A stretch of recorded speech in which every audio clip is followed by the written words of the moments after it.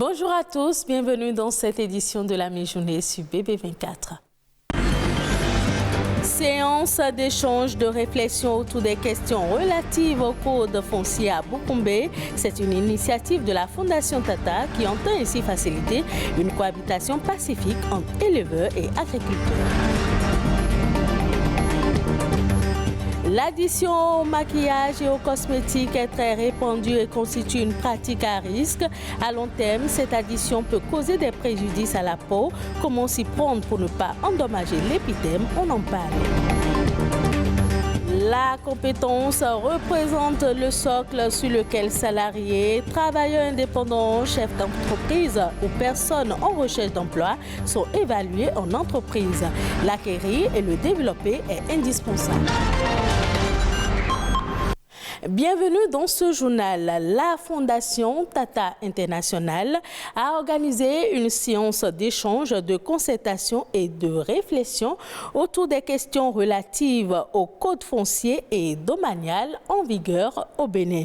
Objectif, édifier les populations sur le code foncier et aussi échanger avec les populations pour faciliter une cohabitation pacifique entre éleveurs et agriculteurs. On fait le point avec Oseni Adeleke et Wenceslas Aroyou.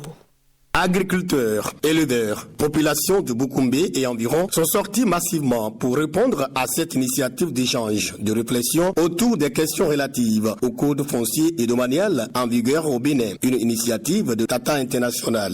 En réalité, c'est prévenir parce que des parts et d'autres autour de nous, il y a des morts inutiles, des affrontements fratricides du fait de l'ignorance de la loi et du code foncier. Alors, nous voulons prévenir nos parents. Des débats relatifs à la cohabitation pacifique entre agriculteurs et éleveurs étaient au cœur des échanges. Je souhaite que aussi bien la couche intellectuelle que les illettrés qu'ils recourent aux notables et aux sages des villages et recevoir leurs conseils, leur soutien avant d'engager n'importe quelle autre procédure. Le colonel, l'initiative qu'il a prise vraiment est à féliciter. Et si on pouvait le faire, si tout le monde pouvait le faire pour que nos parents soient imprégnés de ces lois-là, ce serait très bon. C'est une bonne initiative qui est encouragée. C'est une initiative d'ailleurs prônée par le chef de l'État au sommet. Parce que la paix n'est pas un vain mot, c'est des actes. Cette initiative va mettre les populations au même niveau d'information sur le code foncier et domanial et aussi mettre fin au conflit entre agriculteurs et éleveurs dans la commune de Boukoumbe et environ.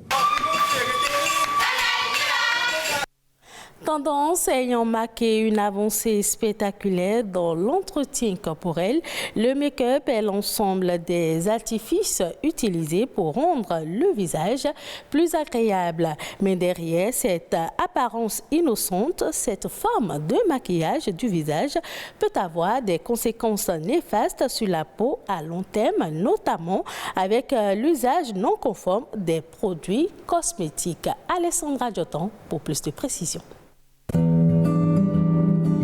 Un visage radieux, au contour relevé. Le secret, le maquillage. Voici qui donne le sourire et qui rehausse l'estime de soi. Dans la pratique, on parle de make-up. Quand vous faites le make-up, ça cache toutes les imperfections. Le make-up, c'est un maquillage.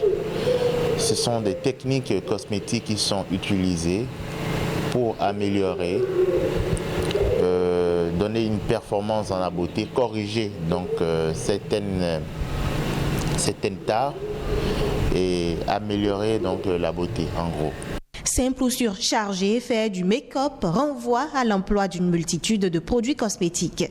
Vous avez besoin d'une bonne base pour que le maquillage ne coule pas. Vous avez besoin du fond de teint, d'une poudre, des fards à paupières. Les férus du make-up, on en dénombre assez pour multiples raisons. Pour moi, faire du make-up me permet d'abord de montrer autre aspect de moi et d'être plus jolie afin de pouvoir prendre des selfies. Je me sens belle quand je suis maquillée, j'ai plus confiance en moi, Mais il y a également des sceptiques. C'est pas mon fort, je n'aime pas le make-up. Quand je fais le make-up, j'ai souvent des taches au visage. En tout cas, je tombe malade. L'appropriation du make-up diffère ainsi d'une femme à une autre. Quant aux réactions cutanées signalées, elles sont liées aux produits utilisés. Le risque du maquillage est lié en général à deux choses en particulier. La première, c'est qu'on a un produit qui irrite la peau. Et le deuxième risque, c'est que le produit appliqué puisse de façon immunitaire déclencher une réponse immunitaire et aboutit donc alors à un eczéma, c'est-à-dire une allergie de peau. Le conseil qu'on nous donne lorsqu'il n'y a pas d'allergie, lorsqu'il n'y a pas d'irritation, c'est qu'il faut prévoir donc alors une lotion micellaire pour faire un démaquillage correct. Parce qu'il y a beaucoup de femmes qui ne font pas de démaquillage systématique, alors que ces produits en fonçant dans les pores peut donner en général donc alors de l'acné. Le démaquillage suivi d'un gommage régulier, telle est la routine à adopter quand on est accro du make-up. Vient ensuite cette autre mise en garde.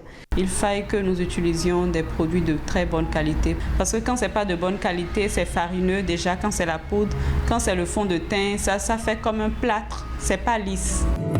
Se maquiller ou faire le make-up reste un choix de vie et non une obligation. De nombreuses astuces existent au naturel et permettent d'embellir la peau. Le marché du travail évolue rapidement et les entreprises doivent développer les compétences de leurs collaborateurs pour suivre cette évolution et rester compétitives. Mais comment acquérir et développer cette compétence? Voici la réponse de Habib Dakbougan. Il est professionnel en ressources humaines. La compétence, c'est l'ensemble des savoirs, savoir-faire et savoir-être mobilisables en situation de travail. Le savoir, c'est ce que j'ai appris, comment je conceptualise mon activité, c'est ça le savoir. Et ça, je l'ai appris à l'université ou dans une formation professionnelle.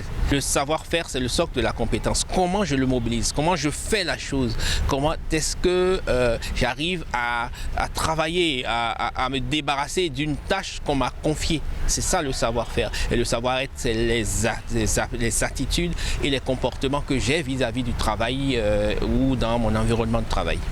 Acquérir la compétence, c'est par l'expérience et c'est par la répétition constante de ce que nous faisons.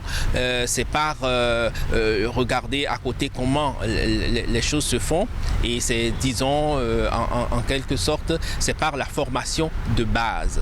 Comment la développer? C'est par la formation continue, c'est par l'employabilité. L'employabilité, c'est l'aptitude à se mettre au pas et à mettre ses compétences à jour à tout moment pour que lorsque on dit vulgairement on me réveille la nuit à 3 heures du matin pour faire mon travail, je puisse le faire sans hésiter.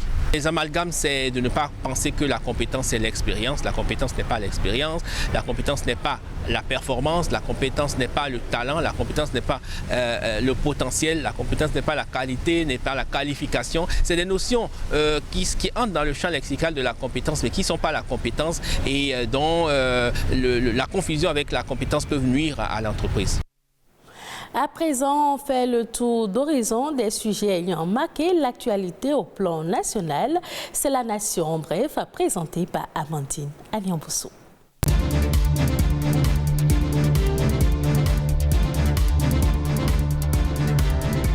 Le ministre de l'Agriculture, de l'Élevage et de la Pêche a réceptionné ce dimanche plus de 103 000 doses de vaccins contre la rage. À travers la réception de cette quantité de vaccins, Gaston Dossoui entend faire une campagne de masse de vaccination des chiens, des chats et des singes. Ces vaccins réceptionnés vont permettre de couvrir suffisamment toutes les régions du pays pendant au moins 3 ans.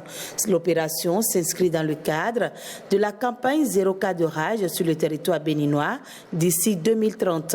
En attendant le démarrage effectif de la campagne, le ministre de l'Agriculture en charge de l'élevage a invité les acteurs de la chaîne de vaccination à se tenir prêts. Le projet de délocalisation du port de pêche artisanal de Cotonou en débat à Cotonou. Cette thématique réunit les principaux acteurs du secteur comme probable résolution, la décomposition du port de pêche en zone de service nautique, lesquelles comprendront des infrastructures modernes pour le service de remorquage et de pilotage du port, une zone dédiée à la marine nationale. Il y aura également une zone dédiée au développement des activités liées à la pêche artisanale et semi-industrielle. À en croire les acteurs, le nouveau port de pêche artisanal sera tout proche du port actuel et situé à l'entrée du lac Nokwe. Il couvrira une superficie de 20 hectares contre 3 hectares pour l'actuel port. Le projet de construction du futur port de pêche artisanal de Cotonou démarre en 2023 pour s'achever fin 2024. Il est désormais interdit de porter des tenues dépravées à l'université d'Abomey-Calavi. C'est dans un communiqué en date du 21 octobre 2022 que l'autorité rectorale indique qu'il est formellement interdit de porter des jupes taille et pantalons taille basse, des débardeurs, des jupes mini ou à fente exagérée au-dessus du genou et des tenues décolletées. Le recteur dit avoir pris cette décision parce qu'il lui a été donné de constater que le port de tenues vestimentaires déviant des normes prescrites par les règlements pédagogiques des unités de formation et de recherche s'amplifie. Par le même communiqué, il met en garde tous les étudiants et étudiantes de l'université d'Abomey-Calavi qu'en cas de non-observance de la dite décision, ils s'exposeront à des sanctions sans recours.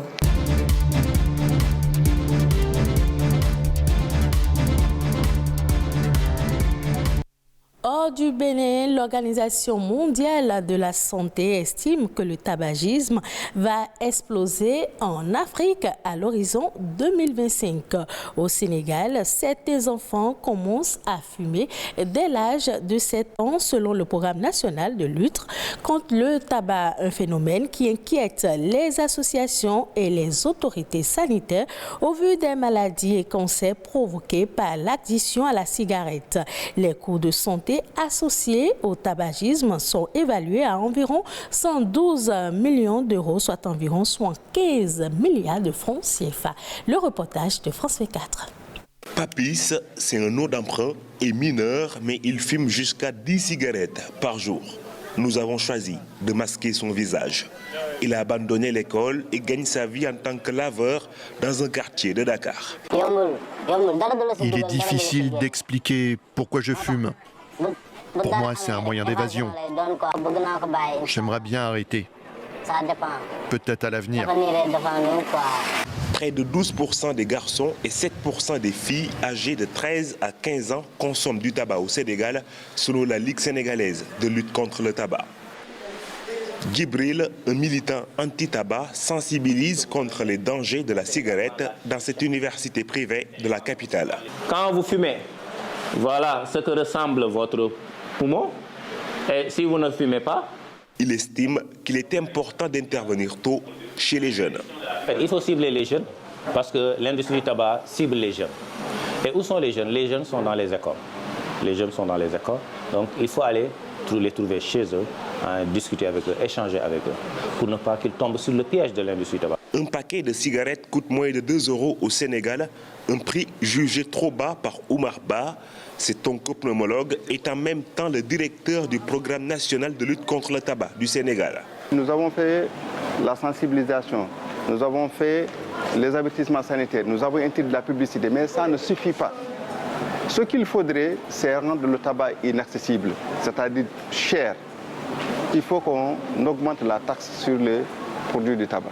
Le programme national de lutte contre le tabac dit travailler avec l'État sur une nouvelle législation pour augmenter le prix des cigarettes. Elle compte sur la nouvelle Assemblée nationale pour voter cette loi.